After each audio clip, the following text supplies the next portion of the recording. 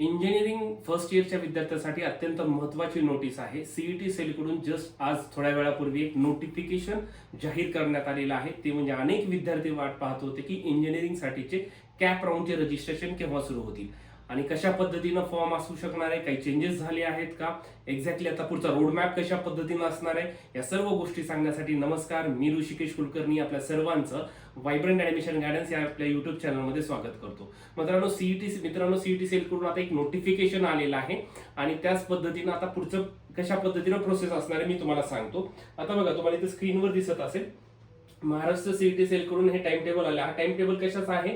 Admission notification for BE BTech 4 years त्याच्यासाठीचा हा time table आहे. म्हणजे इंजिनिअरिंग फर्स्ट इयरचा हा टाइम टेबल आपल्याला सीईटी सेल कडून आलेला आहे. आता याच्यामध्ये कशा पद्धतीने सांगितलं, काही चेंजेस झालेत का हे मी तुम्हाला पुढच्या व्हिडिओमध्ये सांगणार आहे. महत्वाचं काय, आता सध्या रजिस्ट्रेशनचा टाइम काय दिलाय, डॉक्युमेंटेशनसाठी काय टाइम दिलाय, कॅप राऊंड साठी पुढचे कशा पद्धतीने असू शकणार आहे, ह्या गोष्टी आपण आता इथे डिस्कस करणार आहे. आता बघा इथे कसं आहे, इलिजिबिलिटी वगैरे ह्या सर्व गोष्टी मी आपल्या ग्रुपमध्ये शेअर करणार आहे.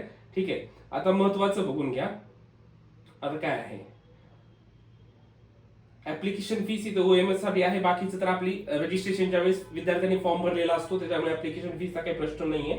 आता शेड्यूल बघा, ऑनलाइन रजिस्ट्रेशन बघा, online registration of application and uploading of required documents by the candidate for admission on website. म्हणजे आता दोन गोष्टी सुरू झालेल्या आहेत. ते म्हणजे काय, रजिस्ट्रेशन पण चालू झालेलं आहे आणि त्याच्यासोबत आपल्याला डॉक्युमेंट सुद्धा अपलोड करावे लागतील. म्हणजे याच्यासाठीचा टाइम काय दिलेला त्यांनी, 2 तारखेपासून ते 12 तारखेपर्यंत. ठीक आहे, आता ह्या टेंटेटिव्ह आहे, मे बी हा चेंज होऊ शकेल, पण आपल्याला जास्त पुढचे वाट बघायची नाही. आपल्यासाठी महत्व काय आहे, 12 तारीख हा डेडलाईन आहे. ठीक आहे, 2 तारखेपासून 12 तारखेपर्यंत आपल्याला ऍप्लिकेशन फॉर्म पण फिलअप करायचे आणि डॉक्युमेंट सुद्धा अपलोड करायचे आहेत.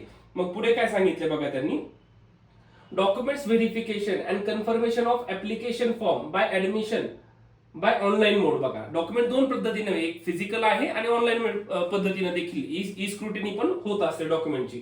आता हे व्हेरिफिकेशन दोन्हीसाठी काय टाइम दिलेला आहे, 3 तारखेपासून 13 तारखेपर्यंत, म्हणजे एक दिवस एक्स्ट्रा दिलेला आहे. 12 तारखेपर्यंत रजिस्ट्रेशन डॉक्युमेंट अपलोड करायचे आणि 13 तारखेपर्यंत या डॉक्युमेंटचं व्हेरिफिकेशन होणार आहे. ठीक आहे, आता बघा हे डॉक्युमेंट साठी बघा प्रोसेस काय आहे, ई स्क्रुटिनी मोड सिलेक्टेड कॅन्डिडेट्स. ई स्क्रुटिनी साठीचा पण एक टाइम टेबल असतो, त्या पद्धतीने आपल्याला डॉक्युमेंट ऑनलाईन व्हेरीफाय होतात. तिथे आपल्याला रजिस्ट्रेशनच्या वेळेस सिलेक्ट करावं लागतं की आपल्याला डॉक्युमेंट व्हेरिफिकेशन हे ई स्क्रुटिनी पाहिजे का फिजिकल. फिजिकल असेल तुम्हाला एक स्लॉट दिला जातो आणि अशा पद्धतीने तुम्हाला डॉक्युमेंट व्हेरीफाय करून घ्यावे लागतात. ठीक आहे, इथं फिजिकल पण मोड दिलेला आहे. Such candidate shall visit the facilitation centre म्हणजे FC centre online selected by himself और herself along with the required documents as per the allotted time slot for online filling, scanning and uploading of required documents. म्हणजे आपल्याला एक slot आम्ही देतो तुम्हाला रजिस्ट्रेशनच्या वेळेस. त्या स्लॉटच्या टाइमिंगला तुम्हाला सर्व ओरिजिनल डॉक्युमेंट घेऊन त्या सेंटरला जावं लागतं. ठीक आहे, याला म्हणतात फिजिकल. ई स्क्रुटिनी दिली तर तुमचं ऑनलाईन होतं, तुम्हाला जायची कुठे गरज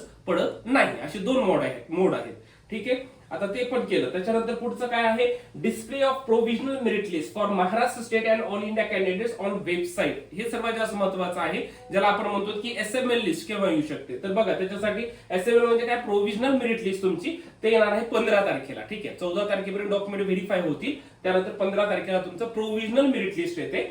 आणि त्याच्यानंतर काय, submission of grievances if any for all type of candidates. याच्यामध्ये काही त्रुटी असतील, काही चुका झाल्या असतील, काही ग्रीव्हियन्सेस असतील तर ते रेज करायचं आणि ते सगळं करण्यासाठी 16 ते 18 तारखेपर्यंत 3 दिवस त्यांनी दिलेले आहेत. आणि त्याच्यानंतर काय असतं, फायनल मेरिट लिस्ट येते विद्यार्थ्यांची. ठीक आहे, आणि बघा इथे तरी सांगितलं display of final merit list. आता ते केव्हा येणार आहे, 20 तारखेला येणार आहे. ठीक आहे, 20 तारखेला. आणि याच्यानंतर कॅप राऊंड सुरू होत असतात, पण याचा त्यांनी पुढचा शेड्यूल त्यांनी इथे काय दिलेला नाही. ठीक आहे, अशा पद्धती. फक्त बाकीचं महत्वाचं नोटिफिकेशन आहे हे, याच्यामध्ये रजिस्ट्रेशनसाठी आणि ह्याच्यासाठी वेळ दिलेला मित्रांनो. सांगायचं की एवढंच आहे तुम्हाला की आता रजिस्ट्रेशनला इंजिनिअरिंगच्या प्रोसेसला सुरुवात झालेली आहे. व्हायब्रंटमध्ये सगळ्या ज्या विद्यार्थ्यांनी ऍडमिशन केलेले आहेत अशा सर्व विद्यार्थ्यांचं रजिस्ट्रेशन आमच्या व्हायब्रंट टीम कडून करून दिलं जातं. तुम्हाला काहीही करायची गरज पडत नाहीये. ज्या विद्यार्थ्यांना ऑफिसला यायचं असेल त्याच्यासाठी आम्ही स्लॉट दिलेले असतात, टायमिंग दिलेले असतात, त्याच्यानुसार तुम्ही रजिस्ट्रेशनला येऊ शकतात. आता सध्या रजिस्ट्रेशन सुरू नाहीये. हे डेमो त्यांनी याच्यासाठी केलेले, रजिस्ट्रेशनची वेबसाईट उद्या व्यवस्थित सुरू होईल, त्यामुळे विद्यार्थ्यांनी काही काळजी करायची नाही. सर्व विद्यार्थ्यांचे रजिस्ट्रेशन व्हायब्रंट मधून करून दिले जातील आणि आपल्या जवळपास आता सेकंड बॅच सुद्धा आता फुल झालेली आहे. थर्ड बॅचच्या आता ऍडमिशन सुरू झालेले आहेत. ज्यांना करायचं आहे पुढच्या 4 ते 5 दिवसामध्ये ऍडमिशन करून घ्या. पुन्हा कुठल्याही विद्यार्थ्याचं ऍडमिशन घेतलं जात नाही. व्हायब्रंटचं लातूर, बीड, बारामती, नांदेड, पुणे, छत्रपती संभाजीनगर आणि नाशिकला ब्रँच आहे. तुम्हाला जर चांगलं स्वप्नातलं इंजिनिअरिंग कॉलेज ऍडमिशन घ्यायचं असेल, चांगली ब्रँच पाहिजे असेल आणि पुढील भवितव्य जर सिक्युअर करायचं असेल, आजच व्हायब्रंटमध्ये इंजिनिअरिंग काउन्सिलिंगला एनरोल करा. एकाच फीसमध्ये तुमचं पूर्ण हे रजिस्ट्रेशन, पुन्हा डॉक्युमेंट व्हेरिफिकेशन, पुढे रँक येतात, त्यानंतर तुमचं कॅप राऊंडचं रजिस्ट्रेशन, तुम्हाला कॉलेजची लिस्ट काढून देणे, एकूण 4 कॅप राऊंड आणि मग स्पॉट राऊंड असतो. इथपर्यंत आम्ही सर्व करतो. आम्ही ओरली सांगत नाहीत. आम्ही सर्व व्हायब्रंटमध्ये प्रोसेस फॉर्म भरण्यापासून ऍडमिशन पर्यंत आम्ही सर्व करून देतो.